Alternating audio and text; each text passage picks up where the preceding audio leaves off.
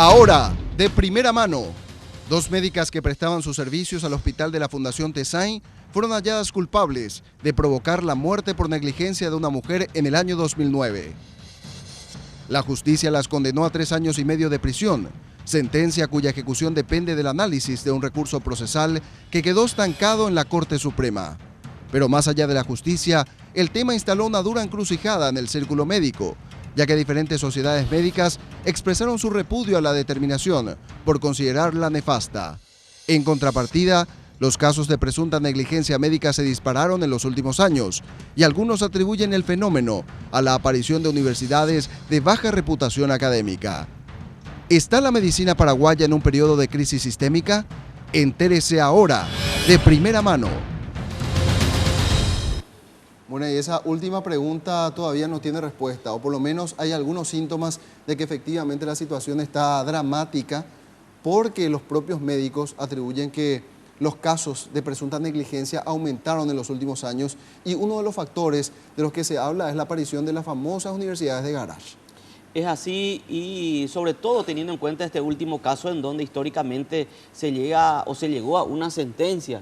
Esto es un hecho histórico para nuestro país y que precisamente le involucra a la profesional médico que va a estar compartiendo minutos nada más con nosotros, teniendo en cuenta de que un magistrado condenó a 3 años de prisión. Y lo otro también, todo lo que escuchamos ayer y que tiene que ver con el hijo de la víctima en este caso, ¿no?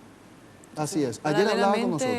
Los gremios médicos que también están a favor de sus colegas, están haciendo manifestaciones simbólicas, paros en los hospitales y bueno, estaría bueno también volver a escuchar lo que dijo el hijo de la mujer fallecida ayer. Ayer esto era lo que decía en nuestro programa el hijo de la mujer fallecida, argumentando por qué estas doctoras tienen que ser reprochadas y de hecho fueron reprochadas por la justicia por su conducta. Mi madre ingresó el 7 de agosto del 2009 a las 15 horas para una consulta preventiva en el hospital de la Fundación Tesain a causa de un dolor que tenía en el costado. Allí le atiende la doctora Sofía Oviedo, hoy condenada, y le aplica una dosis excesiva de un medicamento cuyo fabricante recomienda una cantidad y ella le aplicó mucho más. Un analgésico. Sí. Y después de eso ella empieza a tener una serie de descompensaciones, cianosis, broncoespasmo, dificultad respiratoria, y a partir de ahí la internan en la sala 103. A las 3 de la tarde ella recibe la primera dosis de ese medicamento y la doctora Sofía Oviedo le aplica una segunda dosis a las 15:15, según consta en el expediente clínico médico, cosa que ellos no cuentan hoy en día aquí en Asunción. Luego mi madre lógicamente se descompensa mucho más. Mezclan ese medicamento con otro medicamento que es una AINES contraindicado con ese mismo medicamento que ya le había aplicado, potencia muchísimo más la reacción de descompensación, la reacción anafiláctica, y lógicamente mi madre se descompensa. Después de estar en la sala 103, la meten en terapia intensiva. Allí la atiende la doctora Olga Cañete, hoy procesada, graduada en una universidad privada de estas catalogadas de garaje, con promedio 2 y algunos meses de pasantía rural en Pedro Juan Caballero, y después viene a actuar de terapista en el hospital con mayor infraestructura en el interior de la República, que es el hospital de la Fundación Tesain. Ellos en ese momento la trataron como si fuese una influenza, por más de que los exámenes de laboratorio, cuyos documentos tenemos aquí, dicen que han dado negativo en la prueba A y prueba B. Igual la tratan como influenza, y mi madre, ya estando en terapia intensiva, la hoy condenada Olga Cañete le introduce un catéter por la vena subclavia, le perfora esa vena y se produce una hemorragia interna, lógicamente haciendo que ella no aguante desde la medianoche, y luego de algunas horas al amanecer ella ya tiene como 3, 4 paros cardíacos y luego muere, ¿verdad? Luego nos entregan el cadáver. ¿En qué condiciones nos entregan el cadáver? En un cajón lacrado, con expresas instrucciones de enterrarla en menos de 22 horas, o si no todos los familiares corríamos el riesgo también de morir supuestamente de H1N1. Sofía Oviedo de Caballero, y está la receta de ella en el expediente médico, receta oseltamivir a todos los miembros de la familia. Después nosotros la enterramos a mi mamá ese día domingo. El día lunes revisamos el certificado de defunción y vemos que dice causa de la muerte, falla multiorgánica y shock séptico. Y está con nosotros la doctora Sofía Oviedo, aludida por el hijo de la mujer fallecida, para contarnos su versión de los hechos. Vino en compañía de su abogado Alfredo Delgado. ¿Qué tal, doctora? ¿Cómo está? Buen día, muy bien, muchas gracias por permitirme este espacio. ¿Cuál es su versión de los hechos? En primer lugar, quiero que me permita presentarme. Yo soy la doctora Sofía Oviedo. Soy egresada de la Facultad de Ciencias Médicas de la Universidad Nacional, promoción 1994. Soy especialista en medicina interna y en enfermedades infecciosas. Yo estaba prestando servicios en la Fundación TESAI como clínica y como encargada de la Comisión de Control de Infecciones del Hospital de la Fundación TESAI. Estaba en la urgencias de guardia como médica clínica, ¿verdad? Y en ese transcurso recibí a una paciente que ingresó con un cuadro de dolor. Ella refería abdominal, pero en realidad era, al examen yo encontré que era un dolor en punta de costado bilateral. La paciente tenía antecedentes de haber tenido fiebre 12 horas antes de la consulta durante toda la madrugada y haber sido automedicada con 2 comprimidos de Dolanet. Dolanet es el nombre comercial de la droga, es dipirona. Bueno, por su dolor yo le indiqué una ampolla de 60 miligramos de ketorolac, nombre comercial Dolgenal, ¿verdad?, que se le administró en la urgencia. Es de la misma familia de la dipirona. Bueno, posteriormente se internó la paciente, se hizo todos sus estudios, ¿verdad?, estaba en sala y aproximadamente a las 8:30 de la noche empezó a descompensarse. Su descompensación no fue inmediata, fue a las 8:30 de la noche empezó a tener dificultad respiratoria. ¿Le volvieron a inyectar el analgésico, doctora? Eso es lo que dice el hijo. Sí, puede que sí, ¿verdad? Porque la indicación decía una ampolla cada 8 horas, ¿verdad? Ahora, en la hoja de enfermería figura que aparentemente se le administró otra dosis cuando ingresó, ¿verdad? Pero es algo que no podemos nosotros confirmar porque en el juicio no fueron llamadas a declarar las enfermeras de la sala, ¿verdad? Entonces, no se puede decir recibió o no recibió porque va a ser mi palabra contra la de ellos. El personal de enfermería que realmente estuvo ahí, que la atendió a la paciente y que es el encargado de administrar los medicamentos, no fue llamado a declarar al juicio y entonces no constan esas declaraciones, ¿verdad? Entonces, de todos modos, los síntomas y signos que presentó la paciente no fueron de shock anafiláctico o de sobredosis de medicamentos como alegan los familiares, ¿verdad? Ella presentó estaba con presión baja desde el principio, desde el ingreso, y con hipotermia. Hipotermia es temperatura baja. Y esos 2 signos son signos de sepsis, de infección. Por el laboratorio, ¿verdad?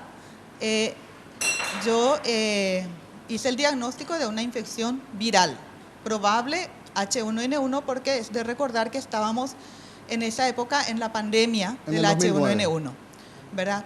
Y la paciente no tenía otro foco infeccioso. Entonces, por protocolo, todo paciente con antecedentes de fiebre, ¿verdad?, tenía que entrar en el protocolo de H1N1. Y por lo tanto, yo administré el tratamiento correspondiente para esa patología. Cuando ella ingresa, doctora, y le hacen el primer chequeo, ¿ella ya tenía presión baja e hipotermia o fue desarrollando con el correr de las horas? Ya tenía presión baja e hipotermia. Ahora, el resultado laboratorial, doctora, sí, ¿dio positivo H1N1? El test rápido, no. En esa época fue la primera vez, fue el brote del H1N1. En esa época no teníamos todavía pruebas para H1N1. Lo que se hace es el test rápido para influenza, que consiste en un estudio que se hace un hisopado nasal en la parte posterior de la nariz, ¿verdad? Y ese estudio dio negativo, ¿verdad? Pero... o sea, influenza no tenía. No, no es así. El estudio, el test rápido, es un test que tiene una sensibilidad del 50%. Es de alta especificidad. ¿Por qué? Porque cuando sale positivo, es positivo, confirma. Es igual que el test del dengue, ¿verdad? Pero cuando sale negativo, no descarta. ¿entendés? Entonces, el descarte se hace por la clínica, o sea, si la clínica es la soberana, ¿verdad? Nosotros nos guiamos por la clínica del paciente, ¿verdad? Ahora, los estudios laboratoriales están para confirmar, ¿verdad? O para orientarnos sobre lo que nosotros estamos presumiendo, ¿verdad?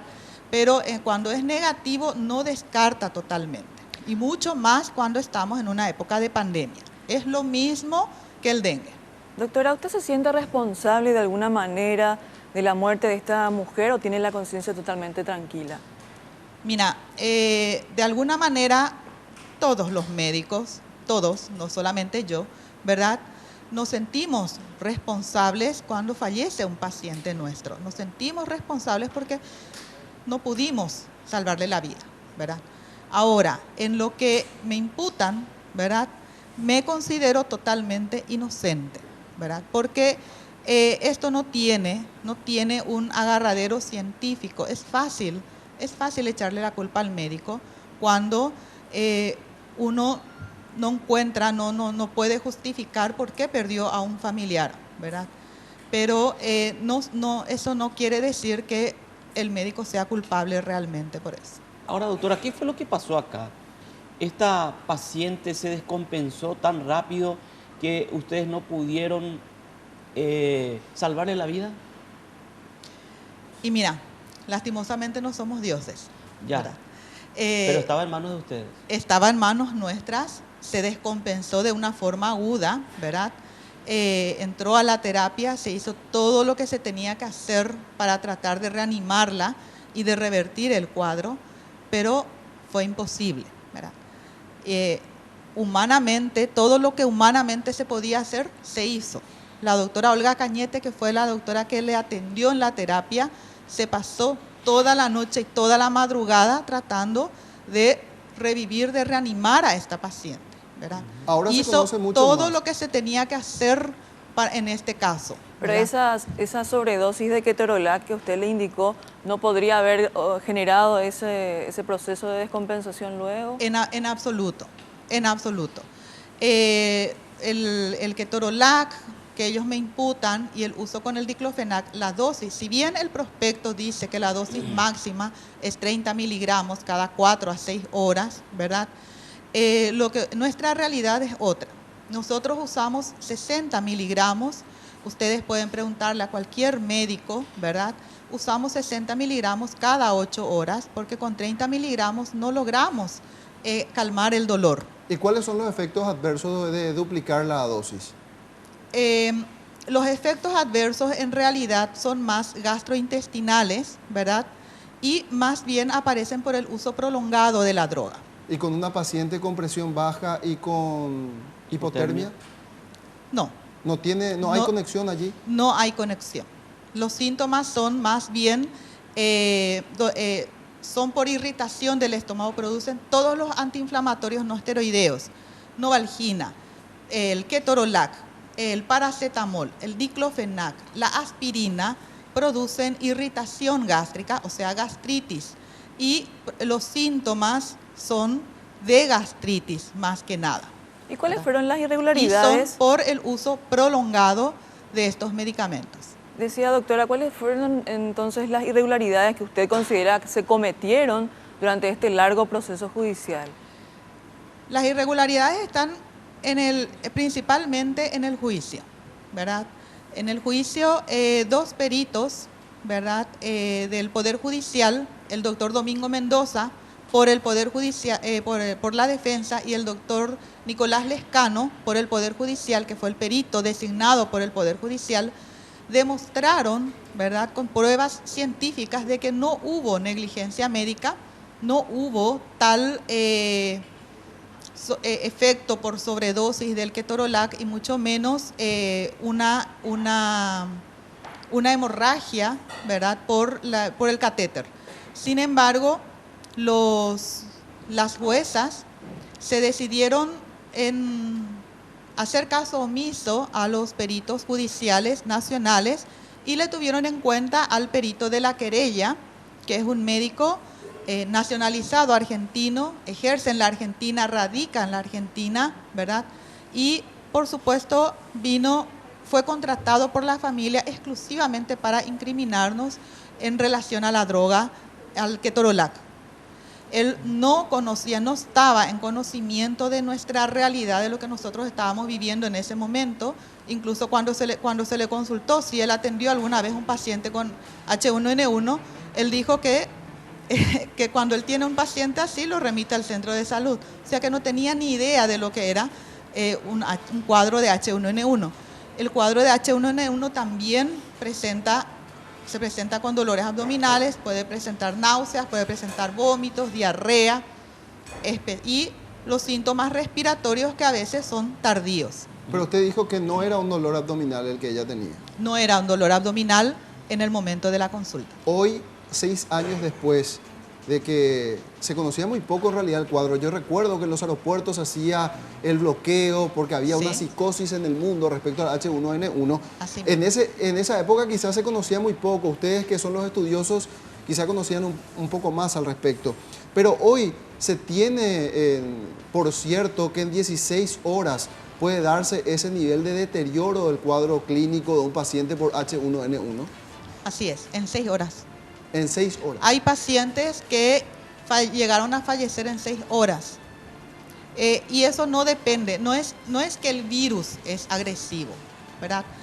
Depende, ¿cómo te voy a decir?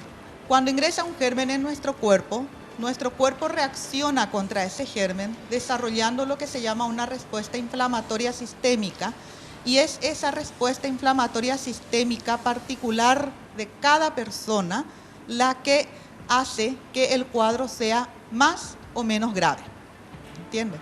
Es por eso que se usan las vacunas. Las vacunas son para que nuestro cuerpo tenga un recuerdo inmunológico, para tener lo que se llama una cicatriz serológica, ¿verdad?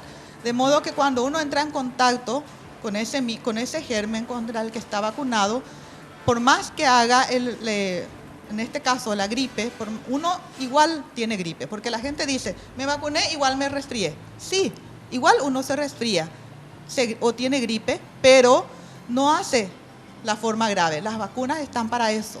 ¿Qué se entiende, doctor? Perdón. Sí, ¿puede terminar? Y lo que ocurrió en el 2009 es que esta era una cepa mutada, una cepa nueva, contra la que la mayoría no tenían recuerdo inmunológico, o sea, no tuvieron contacto antes. Ahora, así como se plantea el escenario, Dani, y ya para darle participación también al doctor que vino en compañía de la doctora, al abogado, prácticamente irreversible es esta condena, doctor. Ustedes están apelando ahora a un recurso extraordinario de revisión ante la Corte Suprema. ¿Cuáles son las probabilidades de que esto pueda revertirse? Sí, exactamente. Nosotros tenemos la verdad de nuestro lado y eso es lo que nos deja a nosotros tranquilos. Toda la comunidad médica está indignada porque esa sentencia judicial que consideramos nosotros es una aberración jurídica, es mirada hoy con lupa por los profesionales médicos, y cualquier persona que ve las constancias del expediente puede concluir sin temor a equívocos de que no existe negligencia médica por de parte de ninguna de mis dos representadas. En este sentido, estamos elaborando y presentaremos ya en los próximos días la revisión, que es un recurso extraordinario ante la Corte Suprema de Justicia, y sería bueno y oportuno que la Corte Suprema de Justicia se ponga a estudiar verdaderamente el recurso, que estudie el fondo de la cuestión, y si es posible que el Pleno de la Corte se interese en dictaminar sobre esta cuestión. Estas son dos personas que son condenadas, son inocentes, son personas que están bajo riesgo de perder su libertad, y existe un trasfondo del cual no se está queriendo hablar, que es un trasfondo económico, que es lo que ha motivado a esta familia a ultimar todos los recursos en búsqueda de la condena de mis clientas. Manifiesto esto porque existe una demanda civil en contra de la Itaipú, porque el hospital de la Fundación TESAI depende de la Itaipú, por 4.000 millones de guaraníes. Nosotros entendemos de que la vida de una persona no tiene precio y nos llama poderosamente la atención que se busque condenar a gente inocente en la obtención de tener un elemento para obtener una indemnización en el fuero civil. O sea, se está dando a entender que ellos quieren rentabilizar la muerte de la madre. Exactamente. O que se las condene a las dos profesionales para tener elementos y luego obtener el recurso económico. Es lo que se entiende de esa forma, ¿no? Sí, exactamente. Ahora, es cierto, usted dice, autor, nosotros tenemos la verdad a favor nuestra. Sin embargo, hay una sentencia. Exactamente, y lastimosamente ese es nuestro país, esa es nuestra justicia. Peritos idóneos han dictaminado de que no ha existido negligencia médica. Sin embargo, el tribunal elige creerle a un perito que ni siquiera está matriculado en nuestro país. Un perito que no tiene la especialidad para entender en el caso en concreto. Además de la cuestión fáctica, el hecho de que también estén promoviendo una acción civil que corresponde, en términos legales, corresponde, ¿usted tiene otros elementos que puedan conducir a esa hipótesis de que prima el interés económico por sobre la indignación de la muerte por presunta negligencia de la madre? Bueno, ese es el trasfondo, pero el fundamento de la revisión va a ser un fundamento eminentemente técnico y científico que va a mostrar fuera de toda duda de que ninguna de mis dos representadas tuvo responsabilidad alguna en el fallecimiento de esta persona. Fallecimiento este que lamentamos profundamente. Esta es una persona que no ingresó sana al hospital, es una persona que desarrolló un cuadro galopante que lastimosamente la llevó a su fallecimiento. Pero ningún comportamiento de ninguna de mis dos representadas ha contribuido a aumentar el riesgo que produjo finalmente este fallecimiento. Con la confirmación de esta condena a través de la Corte Suprema de Justicia, ¿qué pasa con su cliente? Bueno, la Corte es la última instancia judicial, Sí. pero el justiciable tiene derecho a ir en revisión sin ningún límite de tiempo. Es un derecho que solamente le ampara a la persona que está siendo procesada. Sí, pero usted sabe, doctor, que una vez que resuelva la Corte, se tiene que dar cumplimiento a la orden judicial. Sí, exactamente. Por eso es que también nosotros hemos planteado un recurso de aclaratoria en donde existen cuestiones pendientes de estudio.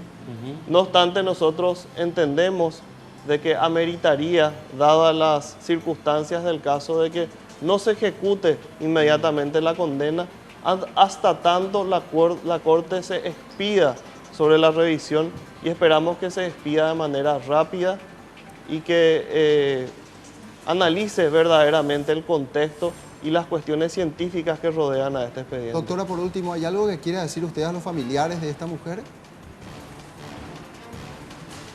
Realmente, bueno, ellos están en su derecho, ¿verdad?, de exigir lo que a ellos les parece, pero yo lo único que puedo decir es que tengo la conciencia tranquila, tengo la conciencia limpia, y tal vez me vaya a la cárcel, sí, siendo inocente, pero eso no les va a devolver a ellos su mamá. Y esperemos que con eso se tranquilicen, ¿verdad? Porque yo pienso que no hay dinero que compre la vida de una persona y tampoco que compre la salud o la felicidad de alguien. Todo está en uno mismo y Dios es testigo de que nuestro trabajo, el trabajo del médico, es un trabajo muy sacrificado. Es un trabajo donde estamos muy expuestos, ¿verdad? Y todos sufrimos con la muerte de un paciente. Nadie, ningún médico le hace daño a propósito a su paciente con objetivos de lucrar con eso, ¿verdad? Es más, todos los médicos llevamos una vida... O sea que lo que ganamos de nuestro trabajo nos permite llevar una vida confortable, pero ningún médico es millonario. ¿Tiene miedo usted por lo que pueda suceder? ¿Tiene miedo usted de ir a parar a la cárcel? No tiene tengo miedo. No tengo miedo porque pueden quitarme la libertad física, pero no la libertad espiritual. ¿Cuántos años de carrera tiene, doctor? 20 años. Doctora Sofía Oviedo, gracias por estar con nosotros. Doctor Alfredo también. Gracias a ustedes por el espacio. Un tema que se debatió quizás tarde en los medios de comunicación, digo con todas estas particularidades, porque hoy ya hay una sentencia y también el abogado nos aclaraba que estarían formulando un recurso extraordinario de revisión. Aunque, y lo decimos esto de acuerdo a todos los datos que se manejan, prácticamente se trata de una situación irreversible. Corte y al volver de la pausa, más informaciones.